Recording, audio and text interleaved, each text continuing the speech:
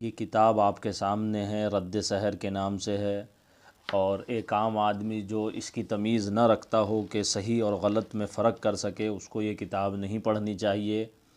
और अगर आप ये किताब लेना चाह रहे हैं तो मालूमात की हद तक तो आप इसको ले सकते हैं। देखिए, इसके अंदर जादू मंतर की कहानी बताई गई है। ये जो है 100 देवता, इंद्र देवता और ये हिंदुओं के जो देवता हैं उसके बारे में बताया गया है। आगे अघोरी मंत्र आप देख सकते हैं, इसके बारे में बताया गया है। और इसी तरीके से ओघड़ मंत्र भी बताया गया है। इसी तरह अघोरी शूरा और यानी सिफली उलूम देख सकते हैं आप, इसमें बताए गए हैं। लेकिन आगे जहाँ इसमें नक्श आप देखेंगे तो वो तिलिस्मी नक्श भी मिलेंगे, कहीं कुरानी नक्श मिलेंगे और कहीं मजहूल नामों के नक्श इस किताब में आपको नज़र आएंगे। कुल मिलाकर अक्सर हिस्सा आम आदमी के इस्तेमाल का नहीं है। मालूमात की हद तक इसको देख